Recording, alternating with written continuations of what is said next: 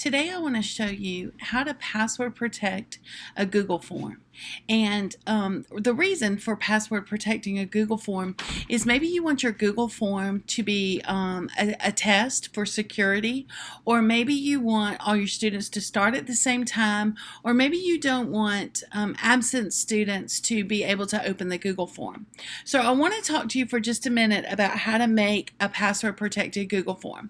So you'll notice that I just have a Google form open right here, and I have my Google form in sections. So from the student perspective, if you look at this, you'll see that I can type my name and I can choose my block, and so it makes the next section.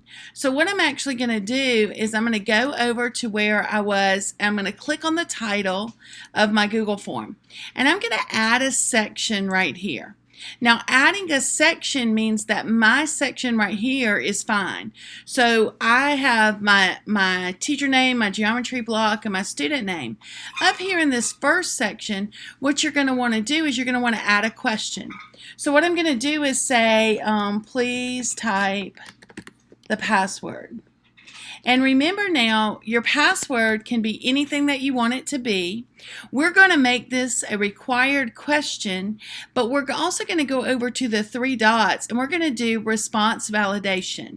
So when I click on response validation, your Google form can be password protected with numbers or with text. I'm going to want to do mine with text today, the contents, and what I'm going to do is just make it my last name. So I put a capital M, and then I'm going to give my students a message to keep trying. And so what that does is it's going to give them a message if they are typing it wrong. So now what I want to do is I want to go over as if the student is viewing this, and what you'll notice is that my Google form now has turned into a password protected Google form. So if I were to type a different name, it's not going to let me in. It's going to tell my students to keep trying.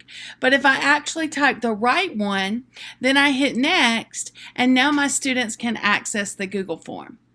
So my name is Linda Moore from No More Math, and I hope you guys enjoyed my little hack for Google Forms.